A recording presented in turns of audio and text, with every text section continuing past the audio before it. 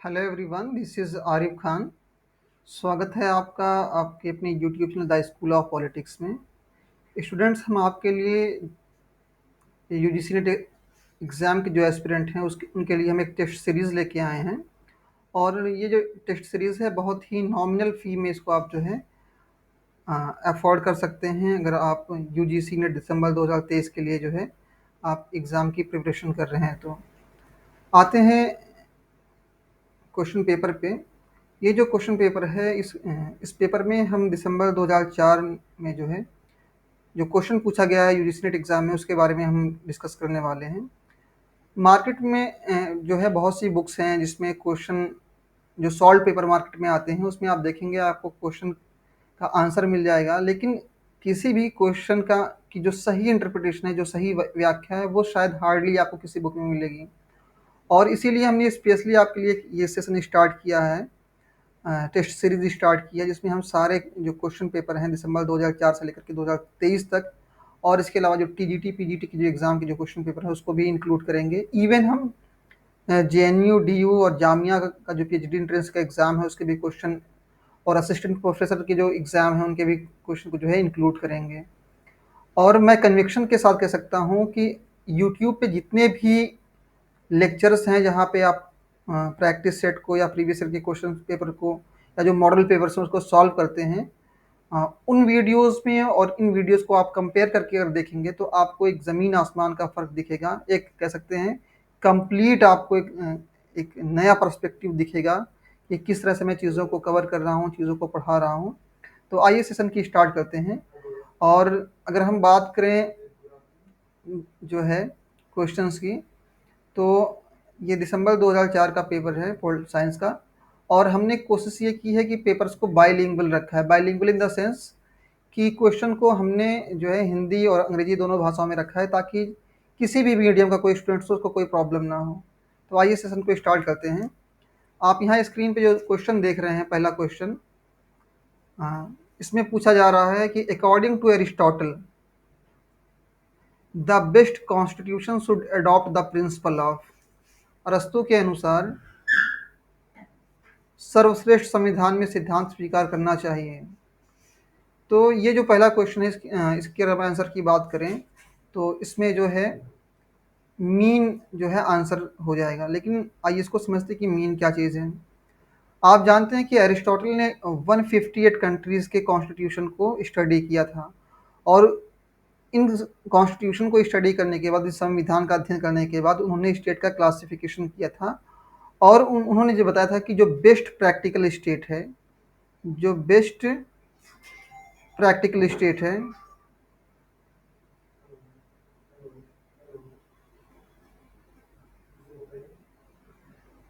वो पॉलिटी है, वो पॉलिटी है। और ये जो पॉलिटी है ये गोल्डन मीन पे आधारित है। किस पे?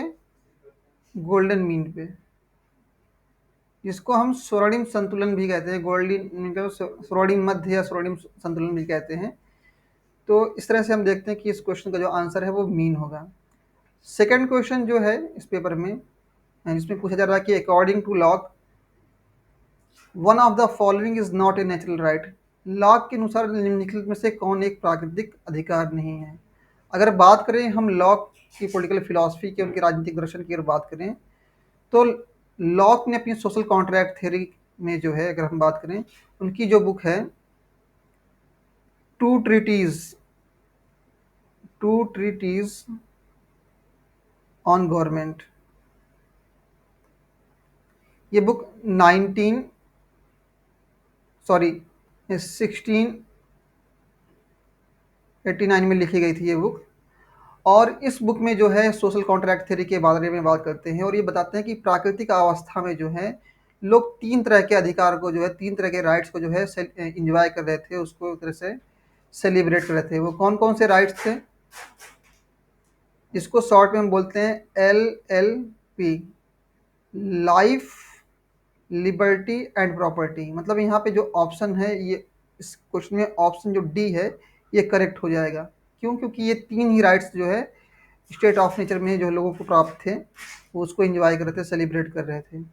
नेक्स्ट क्वेश्चन, क्वेश्चन नंबर 3, इसकी अगर हम बात करें, यहाँ पे पूछा जा रहा है कि who wrote that state is perfected rationality. अगर इसके ट्रांसलेटेड वर्जन की हम बात करें, किसने लिखा था कि राज्य एक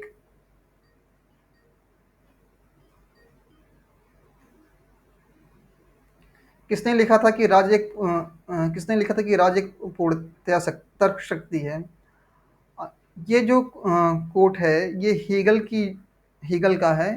हीगल ने अपनी जो बुक है फिलॉसफी ऑफ राइट, अगर हम बात करें हीगल की जो बुक है फिलॉसफी ऑफ राइट,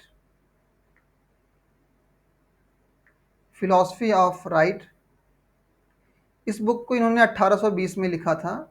और इस बुक में इन्होंने बताया कि जो ह्यूमन कॉन्शियसनेस है, मानव चेतना जो है, जो मानव की आत्मा है, वो परफेक्शन को, पूर्णता को कब अचीव करती है, जब वो स्टेट में, जब मानव चेतना स्टेट में कन्वर्ट होती है, तब वो अपने आप में क्या हो जाती है, एक परफेक्टेड रेशनैलिटी हो जाती है। मतलब क्या है कि मानव जो चेतना है उसका जो विकसित रूप है, जो मोस्ट एडवांस्ड फॉर्म है, वो क्या है, वो स्टेट है। ये हीगल का कोट है, इसको आप नोट कर लीजिएगा।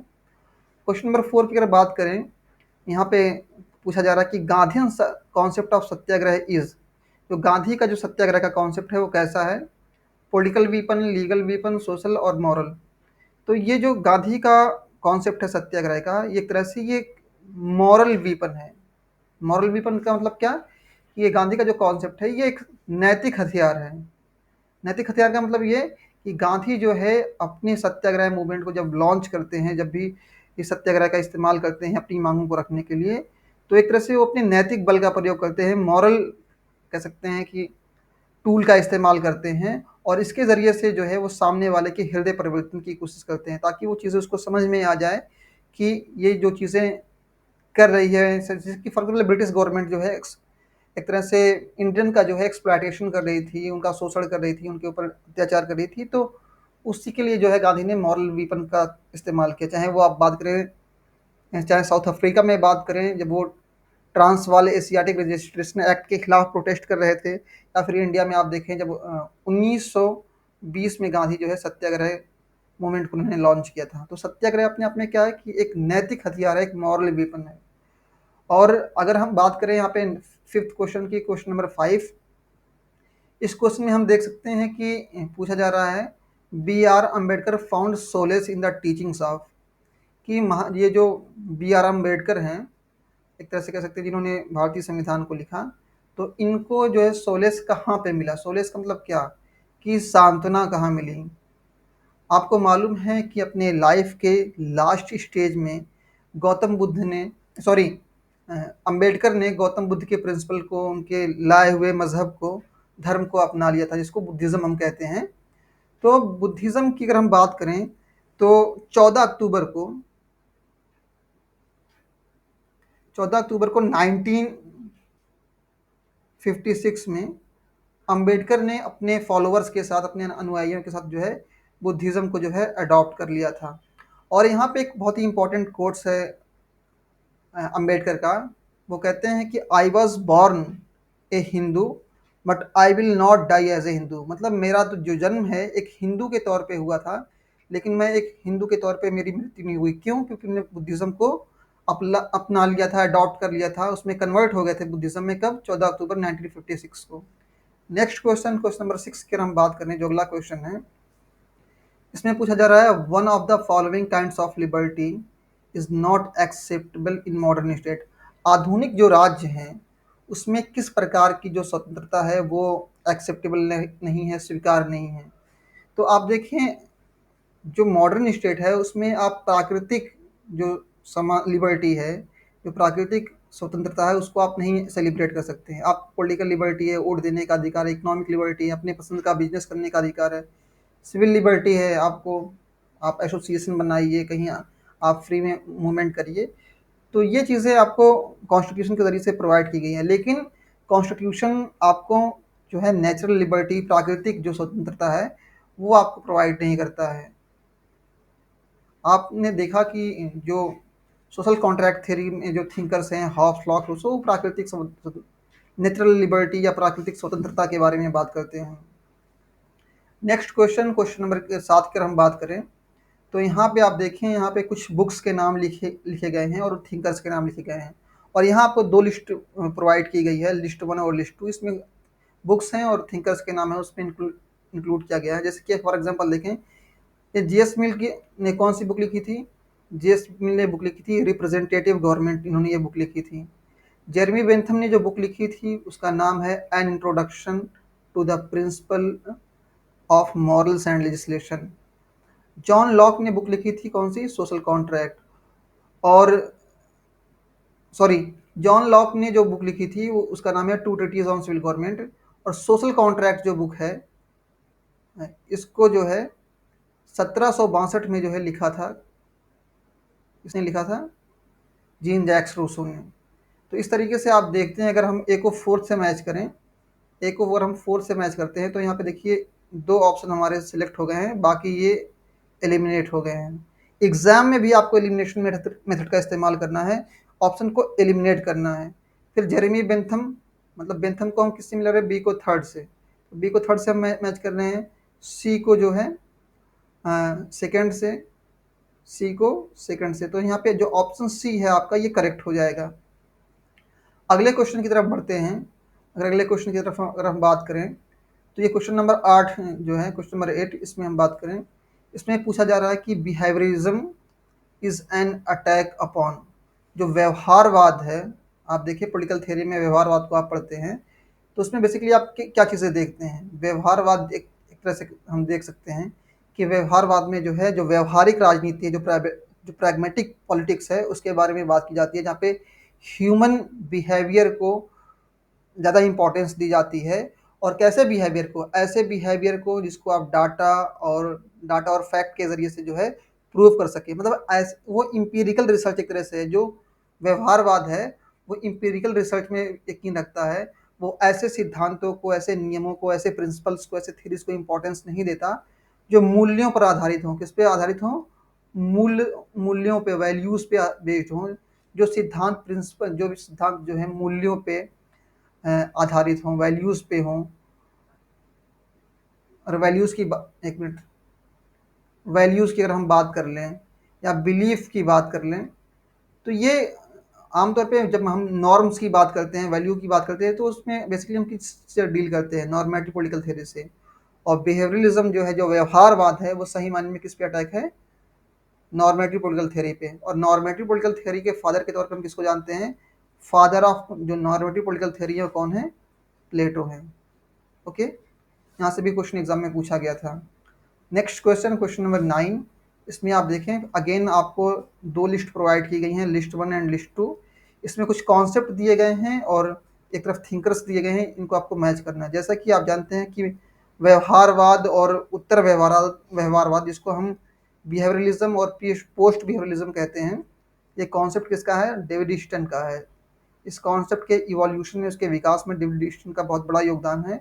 और हम जानते हैं ये जो यूटिलिटेरियनिज्म है, जिसको हम हिंदी में उपयोगितावाद कहते हैं, इसके जो लीडिंग एक्सपोनेंट हैं, जो प्रमुख विचारक हैं, वो कौन है? जेरेमी बेंथम है। और आइडिया ऑफ कंट्राडिक्शन की अगर हम बात करें तो आइडिया ऑफ कंट्राडिक्शन आपको कहाँ दिखता है? आइडिया ऑफ कंट्राडिक्शन आपको जो है माओ की थ्योरी में, माओ जेडोंग की थ्योरी में, माओ सेतुंग की थ्योरी में दिखता है। और डायलेक्टिकल आइडियलिज्म की अगर हम बात करें, ठीक है, तो ये किसकी कॉन्सेप्ट में? हेगल की पॉलिटिकल फिलॉसफी में ये चीज़ों को आप देखते हैं।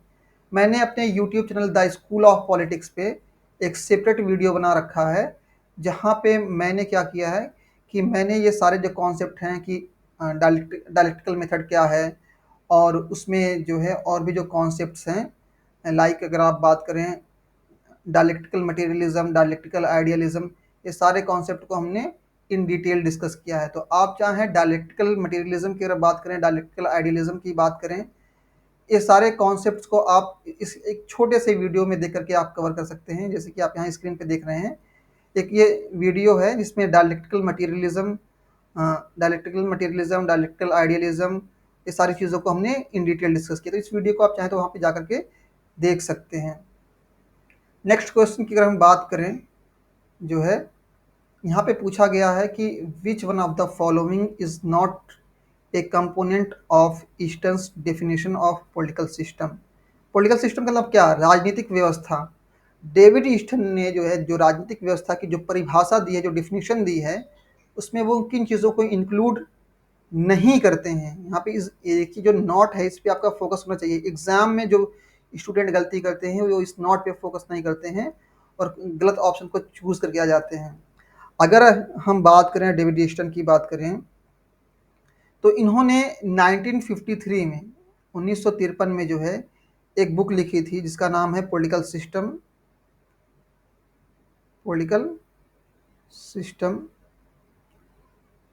N inquiry into the state of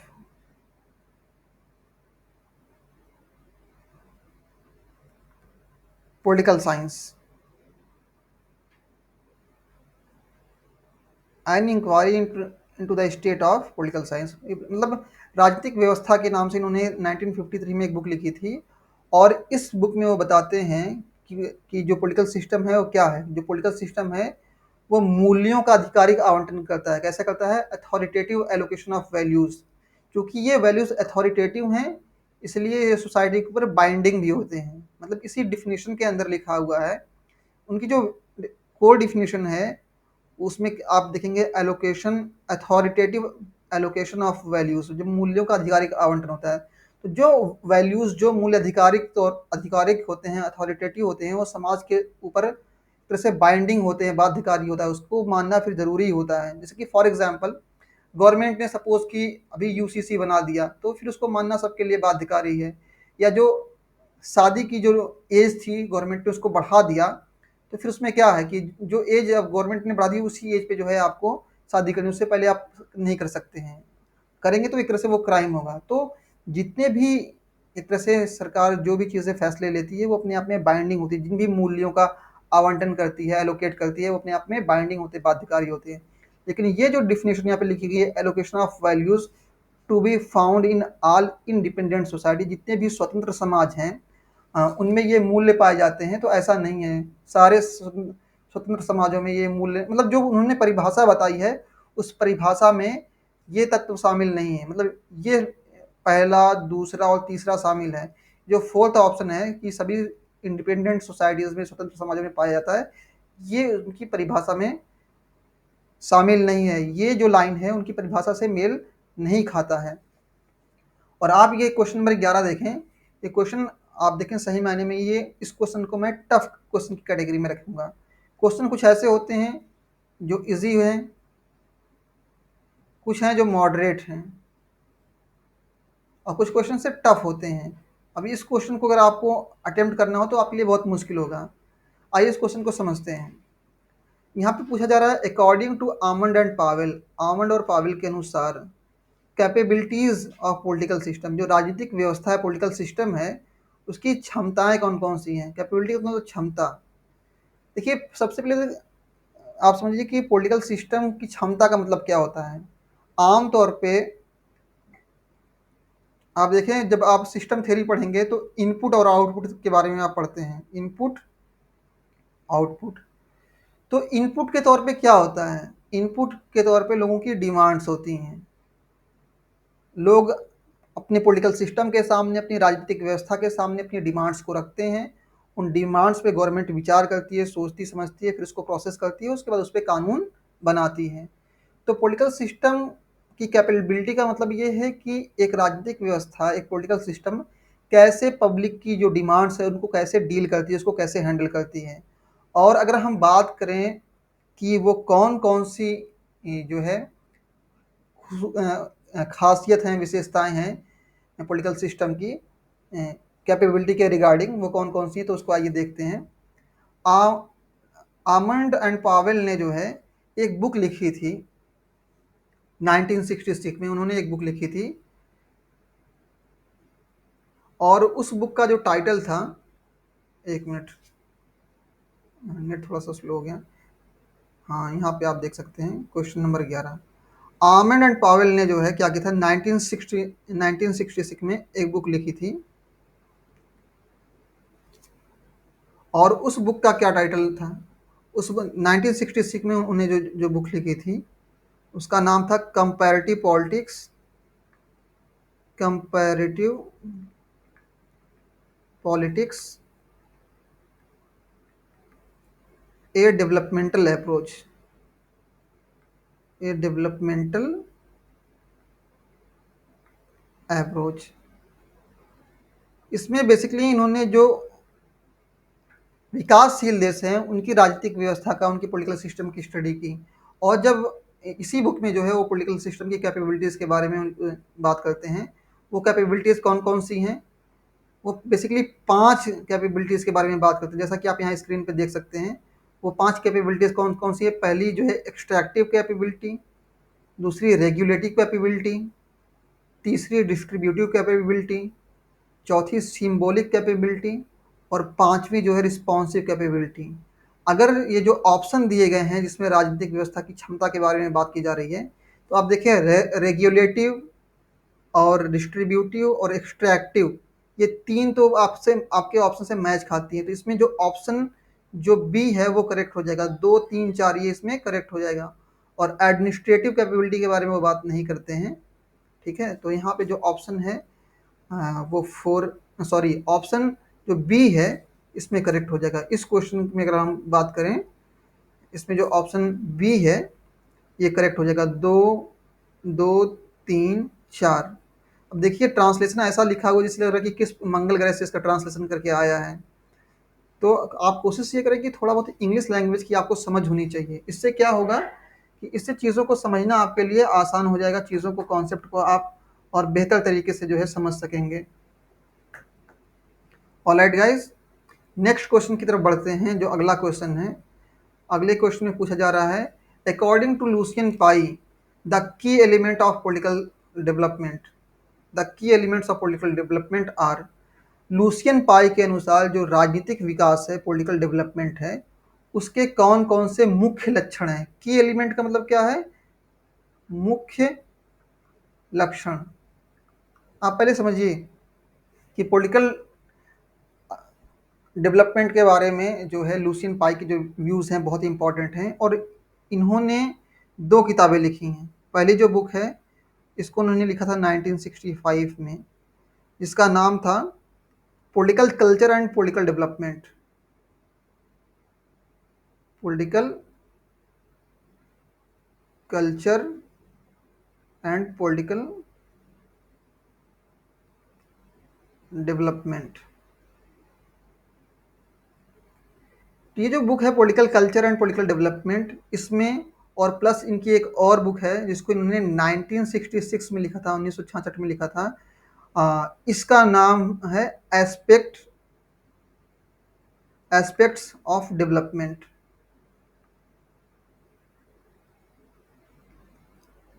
इन दोनों की, इन ये 2 जो किताबें हैं, political culture and political development and aspects of development, इन किताबों में जो है लुसियन पाई ने पॉलिटिकल डेवलपमेंट के बारे में बताया है कि उनके मुख्य लक्षण कौन कौन से हैं। तो समता, क्षमता और विभेदीकरण, इक्वलिटी, कैपेसिटी और डिफरेंशिएशन, ये 3 लक्षण उन्होंने बताए हैं। और इस क्वेश्चन को यूजीसी नेट एग्जामिनेशन में कम से कम नहीं तो भी 15 से 20 बार क्वेश्चन को पूछा गया है। और इन किताबों के नाम भी पूछे गए हैं। एस्पेक्ट्स ऑफ डेवलपमेंट के बारे में पूछा गया है जो 1966 में लिखी गई थी, और political culture and political development के बारे में पूछा गया था। और वैसे भी आप जब भी कंपैरेटिव पॉलिटिक्स को आप पढ़ेंगे तो जरूर आपको पेपर में जो है डेविड ईस्टन से और आमंड एंड पावेल से क्वेश्चन जरूर मिलेंगे। नेक्स्ट क्वेश्चन की तरफ बढ़ते हैं। क्वेश्चन नंबर 13 जो है इसमें पूछा जा रहा है कि who among the following believes that corruption is inseparable in, who among the following believes that corruption is inseparable from modernization। निम्नलिखित में से कौन सा ऐसा विचारक है जो ये मानता है कि भ्रष्टाचार को, करप्शन को आधुनिकीकरण से अलग नहीं किया जा सकता? मतलब करप्शन को और मॉडर्नाइजेशन को, अलग नहीं कर सकते हैं। तो जो है सैमुअल पी हटिंगटन जो हैं, उनका मानना ये है, सैमुअल पी हटिंगटन जो है, इनका ये मानना है कि करप्शन और मॉडर्नाइजेशन को जो है आप एक दूसरे से अलग नहीं कर सकते हैं। जब मॉडर्नाइजेशन आएगा तो चूंकि उसके लिए फंड्स रिलीज होंगे, और फंड्स रिलीज होंगे तो फिर वहाँ पे क्या है कि उसमें आर्थिक अनियमितता होगी, ठीक है ना, इरेगुलरिटीज़ होगी, इकोनॉमिक इरेगुलरिटीज़ होगी और जिसकी वजह से करप्शन होगा। अगले क्वेश्चन की तरफ हम बढ़ते हैं। जो अगला क्वेश्चन है, अगेन आपको यहाँ पे जो है कुछ कॉन्सेप्ट दिए गए हैं लिस्ट वन और लिस्ट वन में, और लिस्ट टू में आपको जो है थिंकर्स के नाम दिए गए हैं, विचारकों के नाम दिए गए हैं।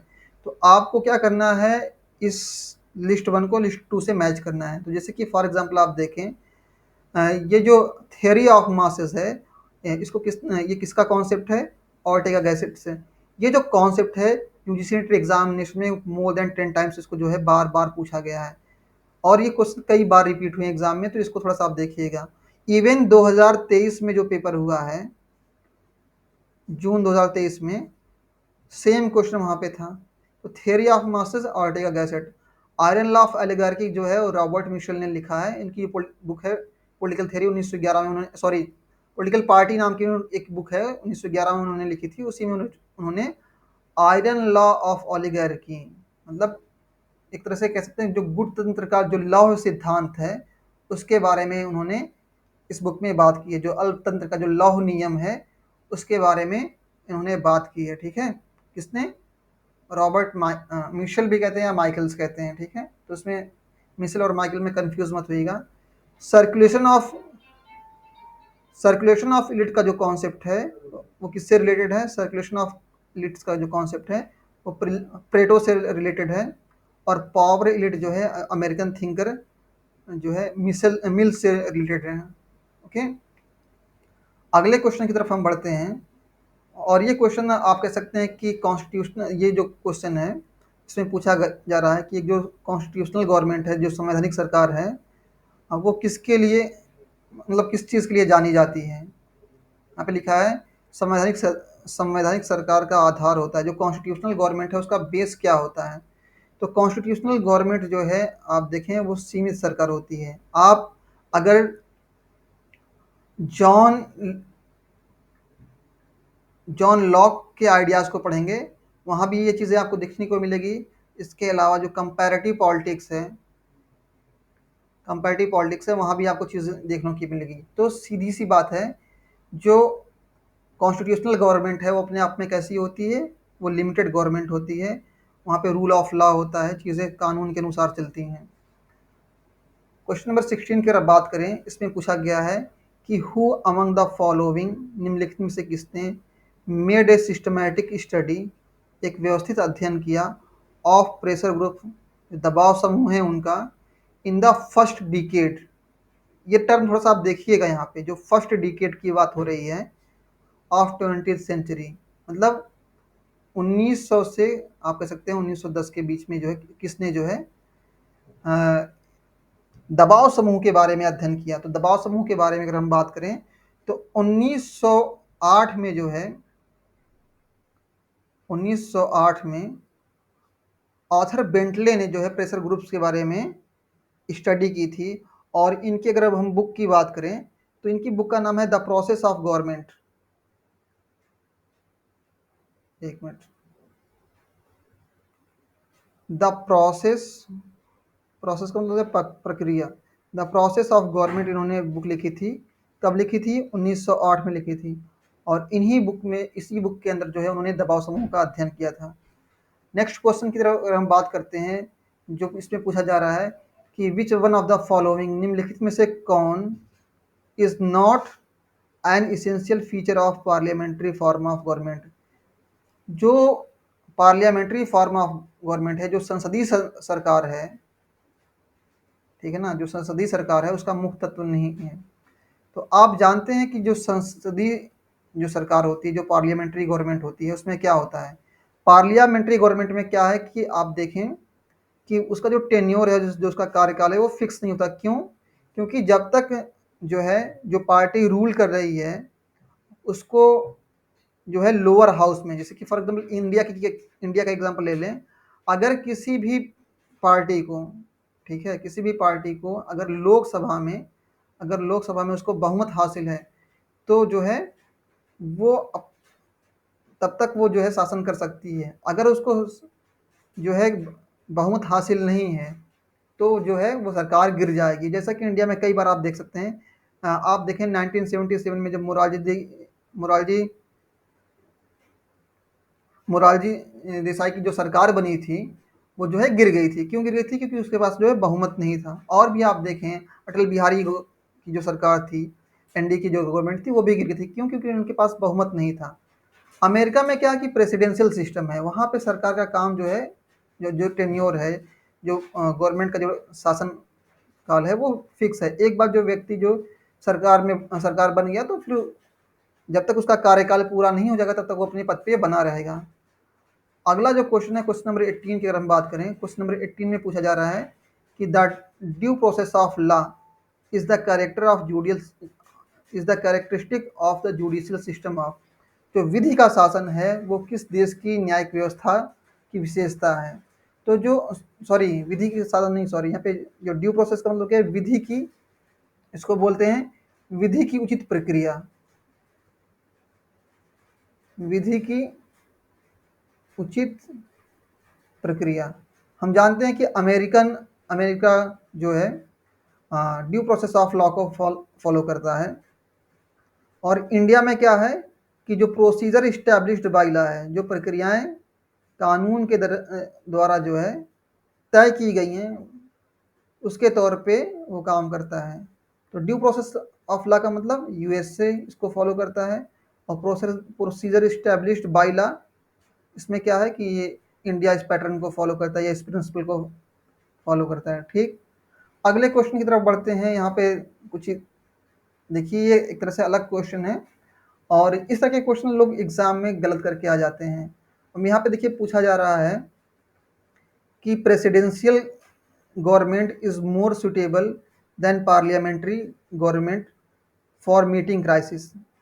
मतलब आपातकाल की स्थिति में, विपदा की स्थिति में, संकट को झेलने में जो है, जो जो अध्यात्मक सरकार है, संसदीय सरकार की अपेक्षा अधिक सक्षम होती है।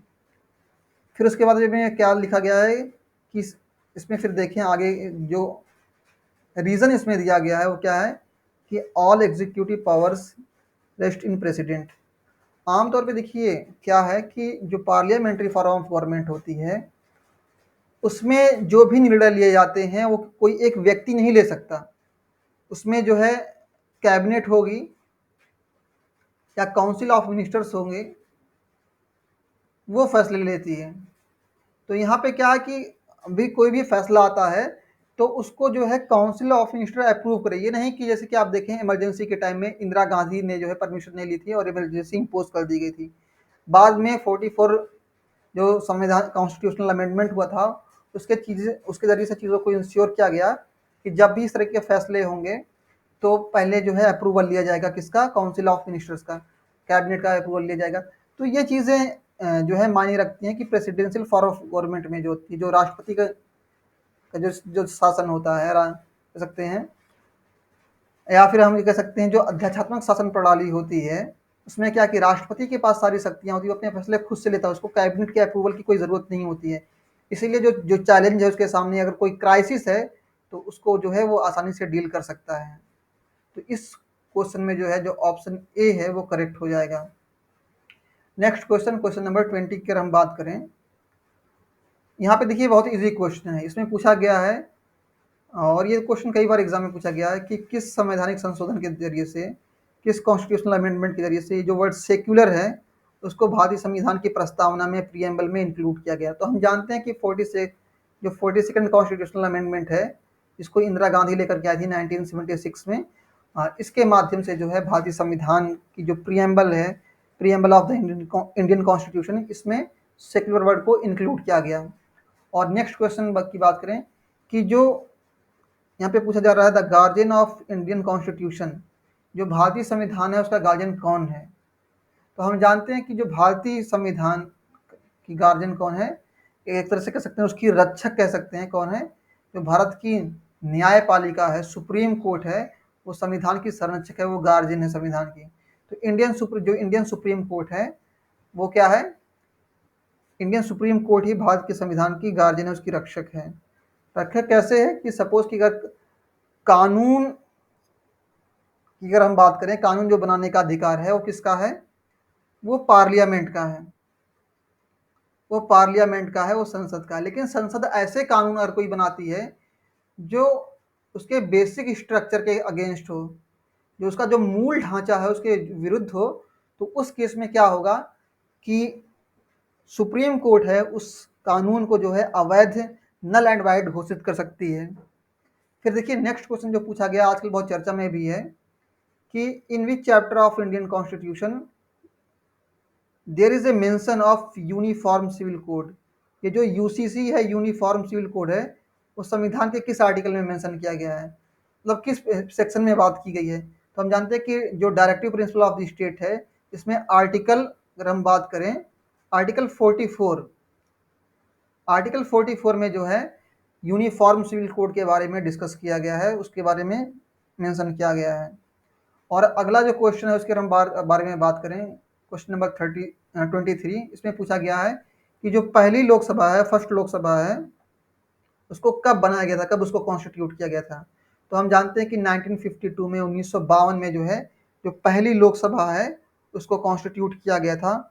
और पहली जो लोकसभा है अगर हम उसकी बात करें तो पहली लोकसभा जो बनी थी 1952 में, एक मिनट,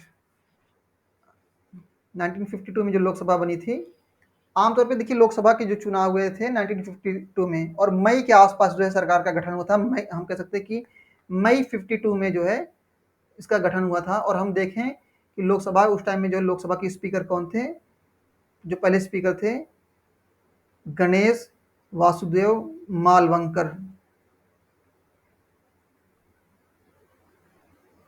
ठीक है। 1952 में मई के आसपास ये जो है पहली लोकसभा बनी थी, और इसके जो स्पीकर थे कौन थे, जीवी मालवंकर। नेक्स्ट क्वेश्चन की बात कर रहे हैं यहाँ पे, क्वेश्चन नंबर 24।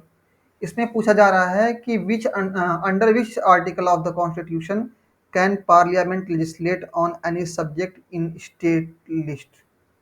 इस प्रश्न में पूछा जा रहा है कि संविधान के किस अनुच्छेद के अंतर्गत, संविधान के किस अनुच्छेद के अंतर्गत जो संसद है, पार्लियामेंट है, राज्य सूची के विषय पे जो है कानून बना सकती है। तो ये आर्टिकल 249 के बारे में जो है ये मेंशन किया गया है कि जो है पार्लियामेंट कानून बना सकती है। आइए थोड़ा सा समझते हैं 249 के बारे में क्या मसला है।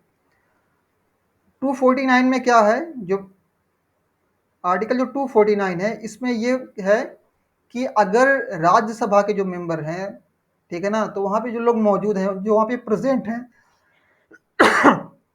सॉरी, जो में जो मेंबर प्रेजेंट हैं, अगर वो वोटिंग करते हैं उसमें 2/3 2/3 मेजोरिटी से लोग अगर कोई कानून पास कर देते हैं, तो उसमें क्या होगा कि उस केस में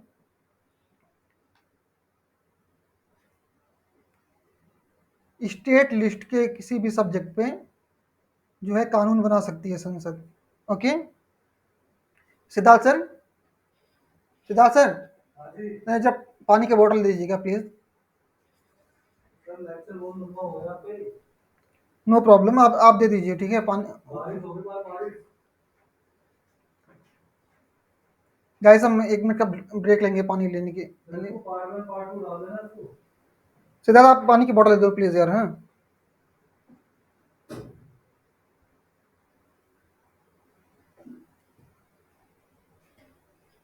तो करना पार्ट 1 पार्ट 2 बहुत लंबा हो गया, इसको फिनिश करेंगे, अभी तो लेट नहीं हो रहा है ना, अभी तो बहुत टाइम है, बारिश हो रही है, कोई बात नहीं। हम तो पूरा सेटअप वेटअप लगा के खतरनाक लग रहा है, फोन देना है, फोटो खींच देता हूं। रिकॉर्ड हो रही है क्लास, रिकॉर्डिंग ऑन, हाँ रिकॉर्डिंग ऑन है, कोई बात नहीं। बच्चे हमारे सिंसियर हैं, वो समझते हैं कि सर बैठे हुए हैं, और कोई बात नहीं गाइस, हम इस सेशन को कंटिन्यू करेंगे, जो जो कोई इशू नहीं है इससे, वी कैन कंटिन्यू। थोड़ा गला फंस रहा था। तो क्वेश्चन नंबर 25 के अगर हम बारे में बात करते हैं कि who was the first vice president of India. यहाँ पे ये इजी क्वेश्चन एक तरीके से, इसमें पूछा जा रहा है कि जो भारत का प्रथम उपराष्ट्रपति था, वाइस प्रेसिडेंट वो कौन था। तो हम जानते हैं कि डॉक्टर एस राधाकृष्णन जो भारत के वाइस प्रेसिडेंट थे, और 1952 से लेकर के 1962 के बीच में जो है डॉक्टर एस राधाकृष्णन भारत के उपराष्ट्रपति थे। ऑलराइट गाइस, तो इस चीज़ को आप जानें, सिर्फ यही मत जानें कि राधा कृष्णन थे, ये भी जानें कि उन्होंने अपना 2 कार्यकाल पूरा किया था और 1952 से 1962 तक मतलब लगातार 2 बार वो जो है भारत के उपराष्ट्रपति बने। बाद में फिर जो है उनको बाद में फिर वो राष्ट्रपति भी बने थे। क्वेश्चन नंबर 26 के बारे में बात करते हैं। ये बहुत ही अच्छा क्वेश्चन है और इसको एग्जाम में कई बार पूछा गया है। इसमें पूछा जा रहा है कि which of the following is not the right of attorney general for India. जो भारत का महान्यायवादी है उसके अधिकारों में क्या चीज़ें शामिल नहीं हैं। जैसे आप जानते हैं कि जो भारत का महान्यायवादी है वो संसद के किसी भी सदन में, चाहे वो लोकसभा हो चाहे राज्यसभा हो, उसमें वो अपीयर हो सकता है और किसी भी कोर्ट में वो हियरिंग कर सकता है, मतलब देश के अंदर जितने भी कोर्ट्स हैं। अगर हम आर्टिकल की बात करें तो इंडियन कॉन्स्टिट्यूशन में 2 आर्टिकल्स हैं, एक है 76 और दूसरा है 88। इन 2 आर्टिकल्स के अंदर जो है अटॉर्नी जनरल के बारे में बात की गई है। तो आर्टिकल 76 ये कहता है कि ये जो अटॉर्नी जनरल है, महान्यायवादी है भारत का, वो भारत के किसी भी न्यायालय में जो है वो सुनवाई कर सकता है। और इसको कौन अपॉइंट करता है? जो प्रेसिडेंट है, भारत का राष्ट्रपति, वो इसको अपॉइंट करता है। और एक चीज़ ये भी है कि जो अटॉर्नी जनरल है, महान्यायवादी है, वो भारत सरकार का विधिक सलाहकार है, लीगल एडवाइज़र है। वो लीगल मैटर्स पे गवर्नमेंट ऑफ इंडिया को एडवाइस देता है।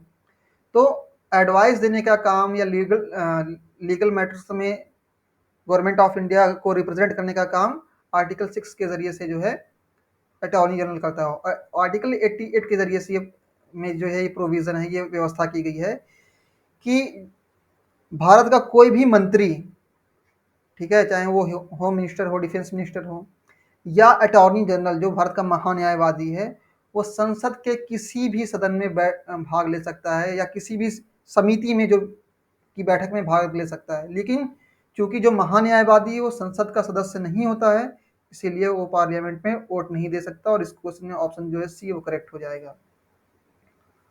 और यहाँ पे फिर अगला क्वेश्चन पूछा गया है, क्वेश्चन नंबर 27 कि which one of the following subject is not included in union list. निम्नलिखित में से कौन सा जो विषय है वो संघ सूची में, मतलब यूनियन, अब जैसे कि आप बात करें इंडियन कॉन्स्टिट्यूशन को आप पढ़ेंगे तो आप जानते हैं वहाँ पे संघ सूची है, राज्य सूची है, समवर्ती सूची, जिसको हम स्टेट लिस्ट कहते हैं। पहली सूची है वो कौन सी है? यूनियन लिस्ट है। दूसरी स्टेट लिस्ट है और तीसरी कौन सी है? कंकरेंट लिस्ट, इसको हम हिंदी में समवर्ती सूची कहते हैं। तो आमतौर पे संघ सूची पे जो कानून बनाने का काम करती है वो पार्लियामेंट करती है और स्टेट लिस्ट पे स्टेट गवर्नमेंट करती है और कंकरेंट लिस्ट पे दोनों लोग जो है कानून बना सकते हैं, राइट। और अगर बात करें इसमें जो है जो सब्जेक्ट दिए गए हैं, जैसे बैंकिंग की बात हो गई, डिफेंस की बात हो गई, इंश्योरेंस की बात हो गई, ये संघ सूची का विषय है।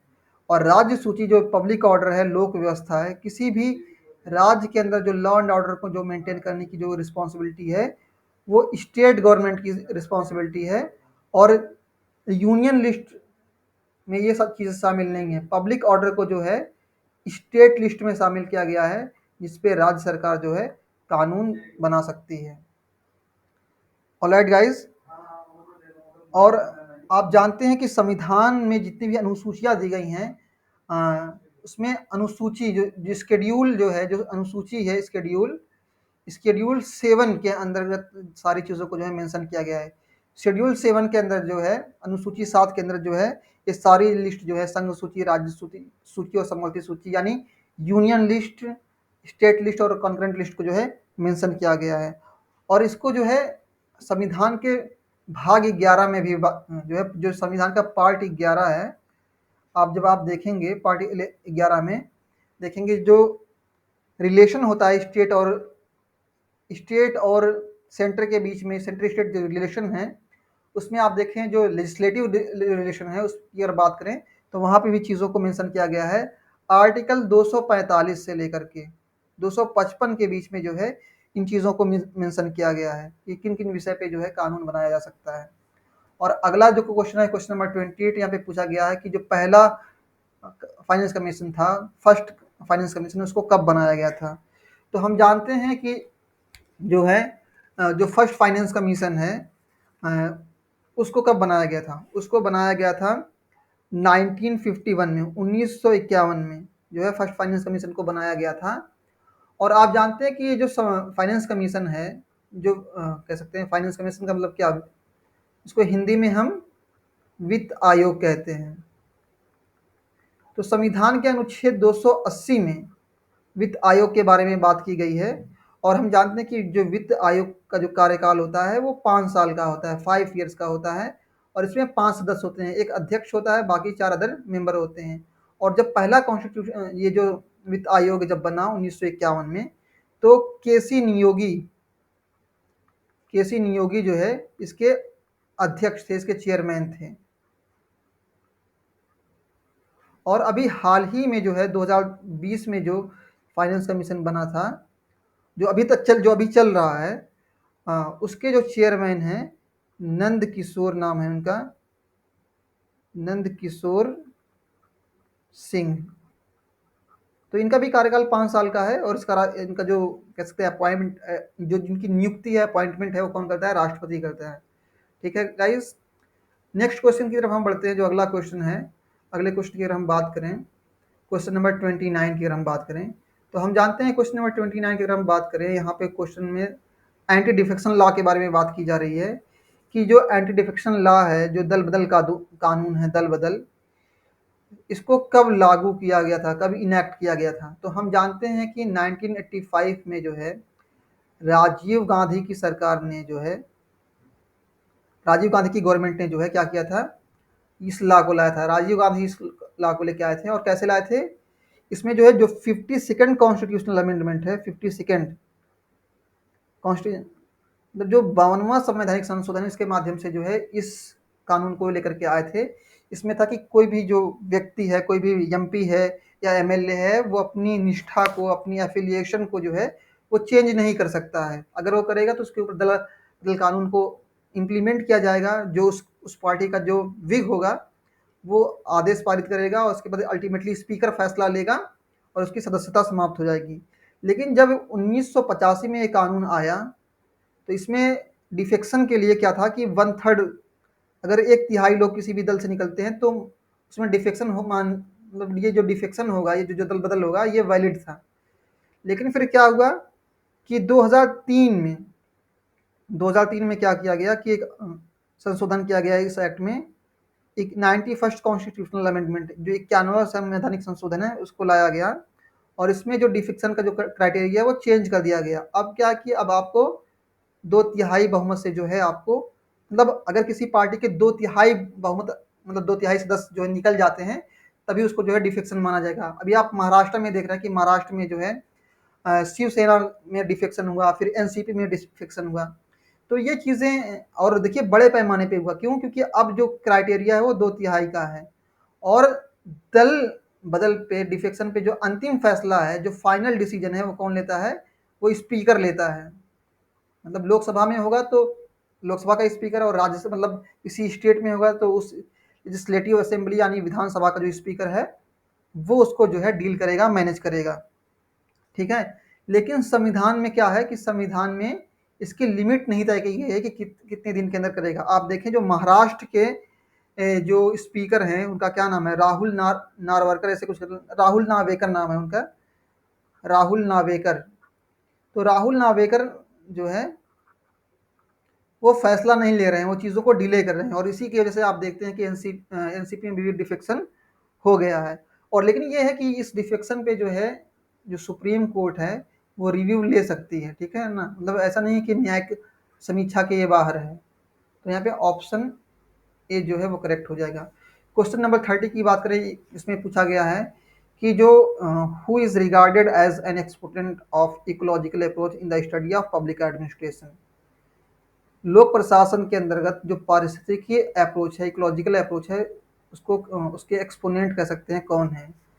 तो हम जानते हैं कि जो है फ्रेडरिक्स का आपने नाम सुना होगा। फ्रेडरिक्स को फादर ऑफ कंपैरेटिव पॉलिटिक्स कहते हैं। फ्रेडरिक्स की हम बात करें, इनको फादर ऑफ कंपैरेटिव पॉलिटिक्स भी कहते हैं। और इन्होंने एक बुक लिखी थी, 1961 में इन्होंने एक बुक लिखी थी जिसका नाम ही है इकोलॉजी इकोलॉजी ऑफ एडमिनिस्ट्रेशन। इस बुक में वो जो है बताते हैं कि कैसे जो परिस्थितियां हैं, जो सामाजिक, आर्थिक, राजनीतिक, सोशियो इकोनॉमिक जो कंडीशन है वो किसी भी कंट्री के एडमिनिस्ट्रेशन को प्रभावित करती है। ओके गाइस, और क्वेश्चन नंबर 31 की बात करें, यहाँ पे न्यू पब्लिक एडमिनिस्ट्रेशन यानी नवीन लोक प्रशासन के बारे में बात हो रही है। तो नवीन लोक प्रशासन हम जानते हैं, जो न्यू पब्लिक एडमिनिस्ट्रेशन है इसकी शुरुआत कब से मानी जाती है? 1968 से। जो मिन्नो ब्रुक कॉन्फ्रेंस हुआ था 1968 में अमेरिका से, वहाँ से जो है शुरुआत मानी जाती है। और ये जो न्यू पब्लिक एडमिनिस्ट्रेशन है वो इथिकल वैल्यूज़ पे और प्रासंगिकता पे जो है फोकस करता है। वैसे इसमें तो और भी एलिमेंट बन रहे थे। एक थिंकर है जिनका नाम है फ्रैंक मैरिनी। फ्रैंक मैरिनी, इन्होंने टोटल 5 तत्व बताए हैं, 5 एलिमेंट बताए हैं किसके? नवीन लोक प्रशासन के। वो कौन कौन से हैं? दो तो आपने यहाँ पे देख लिया कि रेलिवेंस हो गया, इथिकल हो गया। इन्होंने बताया सबसे पहला तो रेलिवेंस। दूसरा जो उन्होंने जो एलिमेंट बताया है उसमें है वैल्यूज, मतलब मूल्यों के बारे में बात हो रही है। तीसरा है सोशल इक्विटी के बारे में बात हो रही है, मतलब वही सामाजिक समता के बारे में बात हो रही है, सोशल इक्विटी। ओके। और जो चौथा उन्होंने एलिमेंट बताया है चेंज, मतलब परिवर्तन। और नंबर जो पांचवा है उसमें है क्लाइंट फोकस। मतलब ये जो एडमिनिस्ट्रेशन है ये परिवर्तन पे ध्यान देता है, सामाजिक समता पे फोकस करता है, प्रासंगिकता पे और मूल्यों पे, वैल्यूज को इंपॉर्टेंस देता है, और सबसे इंपॉर्टेंट चीज़ है कि क्लाइंट पे फोकस करता है, मतलब क्या कि पब्लिक के वेलफेयर के लिए काम करता है। और अगला जो क्वेश्चन है इसमें पूछा गया कि जो हॉथॉर्न एक्सपेरिमेंट है, ये पब्लिक एड के क्वेश्चन है। इसमें पूछा गया कि जो हॉथॉर्न एक्सपेरिमेंट है इसको कब कंडक्ट किया गया था? तो हॉथॉर्न एक्सपेरिमेंट को जो है किसने कंडक्ट किया था? एल्टन मेयो ने कंडक्ट किया था। कब? 1927 से 1932 के बीच में जो है अमेरिका में जो है इन्होंने कंडक्ट किया था। और ये भी जो क्वेश्चन है ये भी पब्लिक एड का क्वेश्चन है। इसमें पूछा जा रहा है कि इनफॉर्मल ऑर्गेनाइजेशन इज जनरली, जो इनफॉर्मल ऑर्गेनाइजेशन है, जो अनौपचारिक संगठन है, वो आपस में अपने आप में कैसा होता है? वो फ्लेक्सिबल होता है। देखिए जो फॉर्मल ऑर्गेनाइजेशन होता है, जो औपचारिक संगठन होता है, उसमें क्या चीज़ें होती है? उसमें रूल रेगुलेशन के बारे में बात होती है, नियम कायदे कानून के बारे में बात होती है। लेकिन ये जो औपचारिक संगठन है, औपचारिक संगठन फ्लेक्सिबल होता है। क्यों? क्योंकि आप देखिए जो हमारे म्यूचुअल रिलेशन है उसके आधार पे ये अनौपचारिक, इनफॉर्मल, तो हमारी मतलब जो हमारी कह सकते हैं कि एक हमारे अंदर जो ट्रेंड्स होते हैं एक तरह से सोशलाइजेशन वाला, उसके ज़रिए से एक तरह से ये जो संगठन बनते हैं अनौपचारिक संगठन। और यहाँ पे कोई हार्ड एंड फास्ट रूल नहीं होता। दो, जिससे फॉर एग्जाम्पल मित्रता ले लें, किसी भी ऑर्गेनाइजेशन के अंदर, किसी भी स्कूल कॉलेज के अंदर जो एक फ्रेंड सर्किल होता है, एक तरह से वो अपने आप में अनौपचारिक संगठन होता है, तो उसके लिए तो कोई हार्ड एंड फास्ट रूल नहीं है ना। आपको अगर मान लीजिए कि रिसर्च स्कॉलर बनना है तो उसके लिए आपको क्या, कि उसके लिए एक नियम है कि आपको एंट्रेंस एग्जाम क्वालिफाई करना पड़ेगा, लेकिन दोस्त बनने के लिए कोई इंट्रेंस थोड़ी ना करना क्वालिफाई करना पड़ता। तो ये जो अनौपचारिक संगठन है, इनफॉर्मल जो ऑर्गेनाइजेशन है, वो फ्लेक्सिबल होता है। क्वेश्चन नंबर 34 की बात करें, प्रोवर्ब्स ऑफ सेवन प्रोवर्ब्स, मतलब 7 कहावतें, 7 कहावतें in the field of administration. ठीक है ना। इसमें पूछा गया है which school has laid down 7 proverbs in the field of administration. ये 7 प्रोवर्ब्स क्या हैं? ये जो पोस्ट कोर्ब है ना, यही जो है 7 प्रोवर्ब्स है। और किससे बिलोंग करता है? ये क्लासिकल थ्योरी और ऑर्गेनाइजेशन, जो संगठन के या फिर कह सकते हैं जो लोक प्रशासन के जो क्लासिकल थ्योरी है, जो परंपरावादी जो कह सकते हैं उसका जो सिद्धांत है उससे संबंधित है। और हम जानते हैं पोस्ट कोर का जो कॉन्सेप्ट है इसको किसने दिया था? लूथर। इसको गुलिक और उर्विक ने दिया था। और इसी कॉन्सेप्ट को जो है किसने क्रिटिसाइज किया था? हर्बर्ट साइमन ने क्रिटिसाइज किया था, साइमन ने। और उनकी बुक का नाम है, हर्बर्ट साइमन जो है उनकी बुक का नाम है प्रोवर्ब्स ऑफ एडमिनिस्ट्रेशन। उनकी बुक का नाम है प्रोवर्ब्स ऑफ एडमिनिस्ट्रेशन।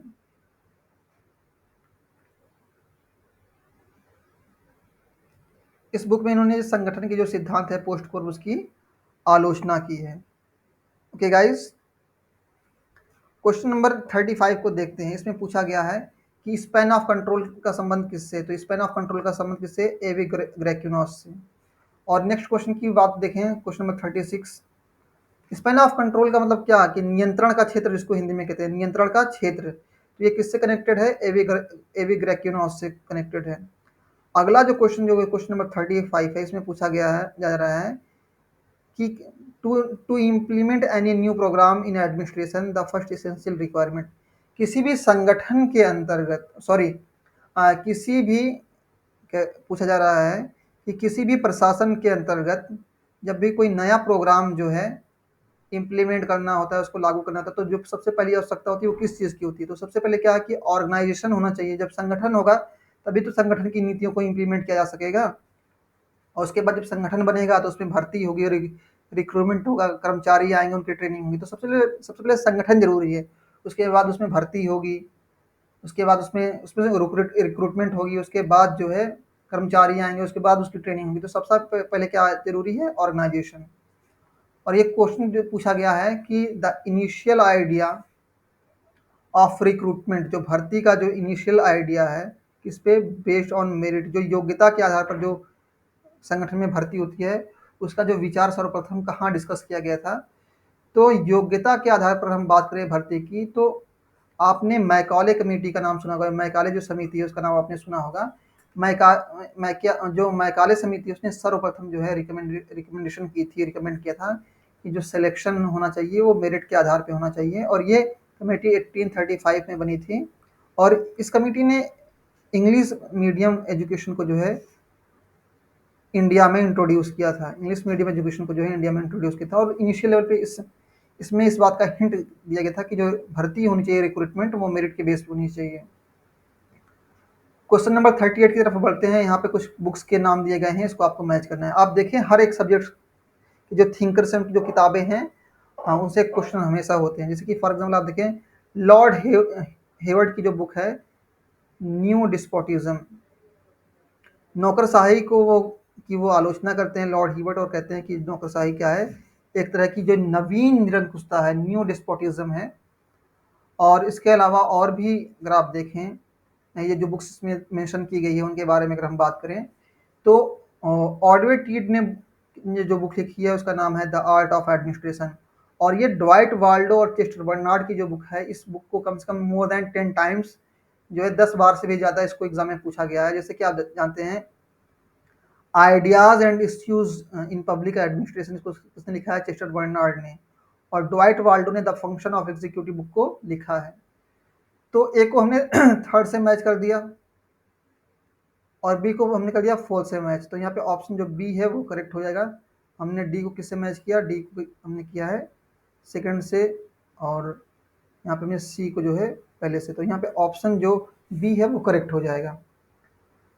जो नेक्स्ट क्वेश्चन है क्वेश्चन नंबर 39, इसमें पूछा जा रहा है कि जो लोकपाल विधेयक है, the creation of Lokpal institution, जो लोकपाल की संस्था है उसके निर्माण के बारे में वाज फर्स्ट रिकमेंडेड बाई, मतलब लोकपाल का निर्माण किया जाए इंडिया में करप्शन को रिमूव करने के लिए, भ्रष्टाचार को हटाने के लिए, उसको समाप्त करने के लिए जो है लोकपाल को लाया जाए, ऐसी रिकमेंडेशन या ऐसी अनुशंसा किसने की थी। तो ये जो फर्स्ट एडमिनिस्ट्रेटिव रिफॉर्म कमीशन है, प्रथम प्रशासनिक सुधार आयोग जिसको हम कह सकते हैं, इसने रिकमेंडेशन की थी कि इंडिया में जो है जैसे कि आप देखें फिनलैंड में है, फिनलैंड की अगर बात कर लें, आप स्वीडन की बात कर लें, वहाँ पे लोकपाल संस्था है। तो उसी के तर्ज पे जो है इंडिया में जो है स्वीडन में सबसे पहले लोकपाल को लाया गया था। एक चीज़ आप नोट कर लीजिएगा कि स्वीडन एक ऐसी कंट्री जिसने सबसे पहले लोकपाल को स्वीडन एक ऐसी कंट्री है जिसने लोकपाल को सबसे पहले इंट्रोड्यूस किया, ठीक है। तो इंडिया के कॉन्टेक्स्ट में बात करें तो जो प्रथम प्रशासनिक आयोग है, इसने रिकमेंड किया था कि भारत में जो है लोक प्रशासन मतलब एक लोकपाल की संस्था होनी चाहिए जो भ्रष्टाचार को नियंत्रित करे, उसको कंट्रोल, करप्शन को कंट्रोल करे। और ये कमीशन कब बना था, 1966 में बना था। और इसके जो चेयरमैन थे वो इंडिया के डिप्टी प्राइम मिनिस्टर जो थे मोरारजी देसाई जो थे इसके जो है चेयरमैन थे। बाद में के हनुमंतैया इसके जो है चेयरमैन बने। जब ये जब हाँ, मोरारजी देसाई जो है क्या हुआ कि ये देश के डिप्टी प्राइम मिनिस्टर बन गए, उप प्रधानमंत्री बन गए, तो उन्होंने इस पोस्ट को छोड़ दिया और उसके स्थान पे के हनुमंतैया को जो है वहाँ पे अपॉइंट किया गया इसका चेयरमैन। क्वेश्चन नंबर 40 की बात करें, यहाँ पे आपको देखिए पूछा जा रहा है कि collective security is a mirage. जो कलेक्टिव सिक्योरिटी, जो सामूहिक सुरक्षा है, अपने आप में क्या एक मिराज है। Nations are guided by self interest. जो जो राष्ट्र हैं, जो देश हैं, वो किससे निर्देशित होते हैं? अपने सेल्फ इंटरेस्ट से, अपने नेशनल इंटरेस्ट से। मतलब क्या है, यहाँ पे कहा जाए जो सामूहिक सुरक्षा है वो अपने आप में एक भ्रम है और राष्ट्र आत्महित से प्रेरित होते हैं। एक्चुअली देखिए, आप इंटरनेशनल पॉलिटिक्स में आप देखेंगे, आईआर में आप देखेंगे, तो आईआर में क्या है कि वहाँ पे आप देखें बैलेंस ऑफ पावर के जरिए से, या जितने भी ऑर्गेनाइजेशन हैं जो कलेक्टिव सिक्योरिटी के बारे में बात करते हैं, वो सामूहिक सुरक्षा की तरीके से बात करते हैं। ठीक है ना, आप नाटो सीटो को भी देख लें। लेकिन सामूहिक सुरक्षा को हासिल करना अपने आप में इतना आसान नहीं है। जहाँ किसी देश का जो नेशनल इंटरेस्ट है, जो राष्ट्र हित है, जब वो टकराता है तो जो है वो कलेक्टिव सिक्योरिटी को उतना इंपॉर्टेंस नहीं देता है, बल्कि अपने जो उसका नेशनल इंटरेस्ट है उसको जो है वो ज़्यादा इंपॉर्टेंस देता है। ठीक है, नेशनल इंटरेस्ट ही एक ऐसा फैक्टर है जो इंटरनेशनल पॉलिटिक्स को, इंटरनेशनल रिलेशन को डिफाइन करता है। तो इस क्वेश्चन में जो ऑप्शन ए है वो करेक्ट हो जाएगा। मिराज क्यों है? क्योंकि जो अल्टीमेट फैक्टर है वो नेशनल इंटरेस्ट है, नेशनल इंटरेस्ट ही गाइड करता है और इसी के अकॉर्डिंग इंटरनेशनल पॉलिटिक्स में जितने भी कंट्रीज हैं वो पार्टिसिपेट करते हैं।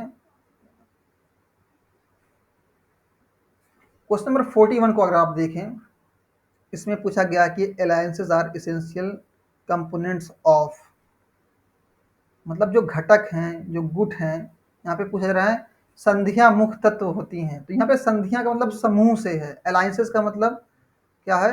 अलायंसेज का मतलब ग्रुप ऑफ नेशन आप कह सकते हैं, ग्रुप ऑफ नेशन कह सकते हैं। तो ग्रुप ऑफ नेशन किसमें इंक्लूड होते हैं? बैलेंस ऑफ पावर में, शक्ति संतुलन में जो है आप देखें ये गुट होते हैं, एक तरह से देश होते हैं।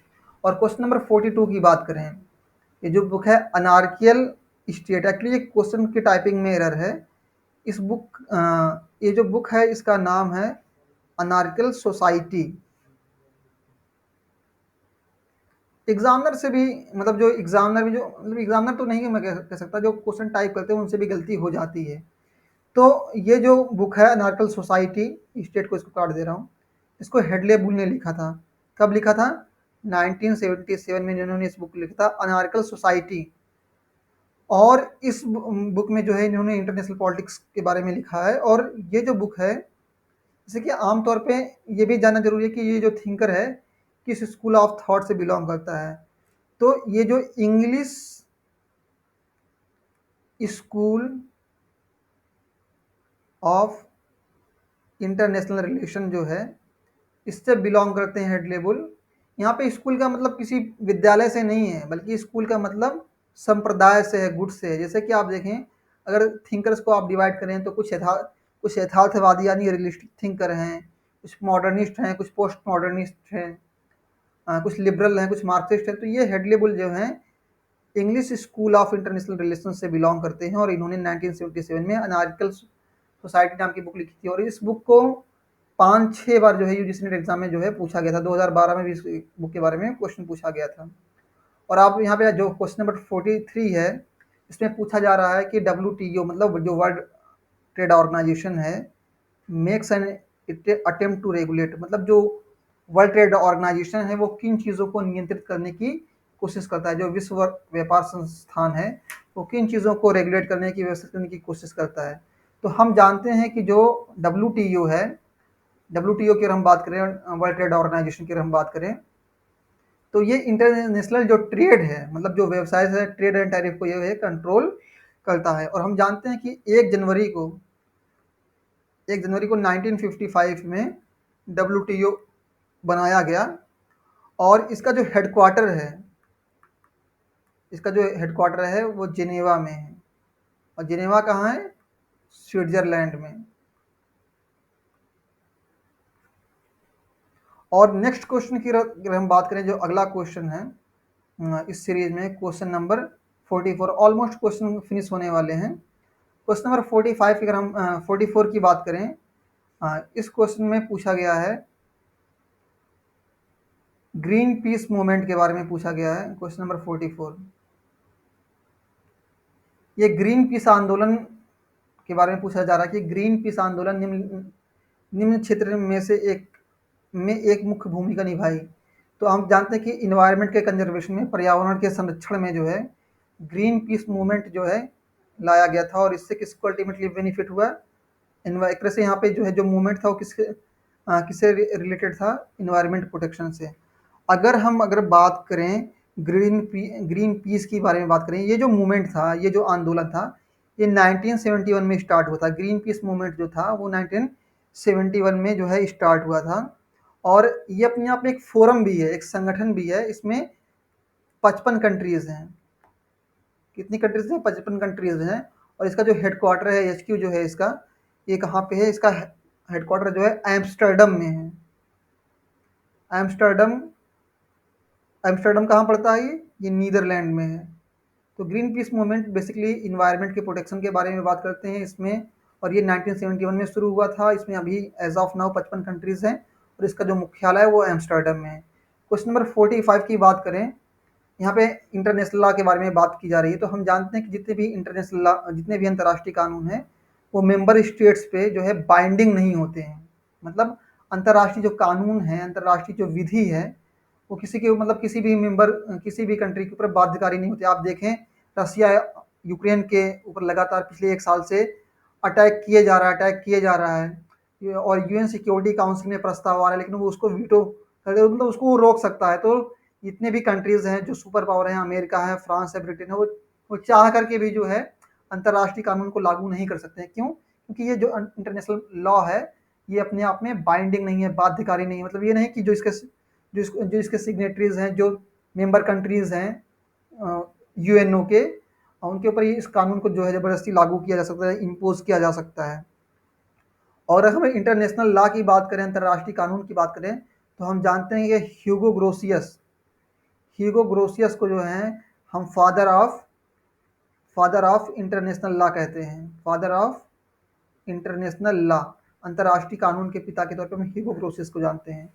और क्वेश्चन नंबर 46 की अगर हम बात करें, क्वेश्चन नंबर 46 है, इस क्वेश्चन नंबर 46 में क्या क्या था? ये क्वेश्चन नंबर 46 में से पूछा जा रहा है कि which one of the following countries has proposed no war treaty? किस कंट्री ने इंडिया को जो है नो वार ट्रीटी प्रपोज किया है? आप जानते हैं कि जो है मतलब हमारी कंट्री का, हमारे देश का जो है पाकिस्तान के साथ कई बार लड़ाइयाँ हुई हैं, 47 में, 65 में, 71 में, अलग अलग टाइम पे जो है कंट्रीज हुई। और हम देखते हैं कि उसके बाद जो है शिमला पैक्ट हुआ। शिमला पैक्ट में ही जो है एक तरीके से ये तय किया गया कि अब भारत और पाकिस्तान के बीच में जो भी मसले होंगे उसका हम आपस में बैठ के जो है उसका सॉल्यूशन निकालने की कोशिश करेंगे। और इसी पैक्ट के बाद जो है पाकिस्तान ने प्रस्तावित किया कि एक जो ट्रीटी है, नो वार ट्रीटी, मतलब हम आपस में युद्ध नहीं करेंगे। हालांकि 1949 में भी जो है नेहरू ने जो है नो वार ट्रीटी प्रपोज की थी। किसको? पाकिस्तान को। लेकिन जो है उस वक्त इस ट्रीटी को जो है माना नहीं गया था। और क्वेश्चन नंबर 47 की अगर हम बात करें, क्वेश्चन नंबर 47 की अगर हम बात करें, यहाँ पे पूछा जा रहा है कि रियलिस्ट जो यथार्थवादी विचारक हैं, regard the international system as, जो यथार्थवादी विचारक हैं वो अंतर्राष्ट्रीय व्यवस्था को कैसा मानते हैं? तो जितने भी यथार्थवादी विचारक हैं, रियलिस्ट थिंकर हैं, वो ये मानते हैं कि जो इंटरनेशनल पॉलिटिक्स है या जो इंटरनेशनल सिस्टम है वो कैसा है? अपने आप में अनार्किक है, मतलब अराजकतावादी है। अराजकतावादी का मतलब क्या? कि यहाँ पे कोई ऐसा सुप्रीम ऑर्गेनाइजेशन नहीं है, कोई सर्वोच्च संगठन नहीं है जो नेशन स्टेट की एक्टिविटीज़ को, उनके कार्यों को जो है कंट्रोल कर सके, उनके एक्टिविटीज़ को कंट्रोल कर सके। क्वेश्चन नंबर 48 की अगर हम बात करें, यहाँ पे पूछा जा रहा है कि at SAARC conference in Islamabad 2004 it was agreed upon. 2004 में जो है इस्लामाबाद में यानी पाकिस्तान में जो है जो सार्क का कॉन्फ्रेंस हुआ था या सार्क जो समिट हुई थी 2004 में, इसमें क्या चीज़ें तय की गई थी? तो इसमें जो है free trade agreement in south Asia हम कह सकते हैं इसको, इसको बोलते हैं साफ्टा, इसको बोलते हैं साफ्टा। साफ्टा साइन किया गया था कहाँ, कब? 2004 में। और ये कब हुआ था? ये जो समिट थी, ये जो मीटिंग थी 2004 में, ये 15th समिट थी, सार्क की 15th समिट थी। इसमें साफ्टा को साइन किया गया था कहाँ पे? पाकिस्तान में। और इसका उद्देश्य क्या था? उसका मकसद ये था कि जो मेंबर स्टेट्स हैं उनके बीच में इकोनॉमिक कोऑपरेशन यानी आर्थिक सहयोग को जो है बढ़ावा दिया जा सके। और क्वेश्चन नंबर 49 की अगर हम बात करें, क्वेश्चन नंबर 49 में क्या पूछा जा रहा है? क्वेश्चन नंबर 49 में ये पूछा जा रहा है कि ये जो ऑर्गेनाइजेशन के नाम दिए गए हैं, इनमें से किस एक ऑर्गेनाइजेशन का इंडिया मेंबर नहीं है? यूएनओ का, डब्ल्यूटीओ का, सार्क का और आसियान का। तो हम जानते हैं कि आसियान का जो है इंडिया मेंबर नहीं है।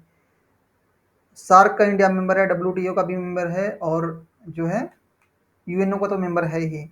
और अगर हम बात करें आसियान की, अगर हम बात करें तो 1992 में इंडिया जो है सेक्टोरल क्या बनता है? इंडिया सेक्टोरल डायलॉग पार्टनर बनता है, सेक्टोरल डायलॉग पार्टनर बनता है।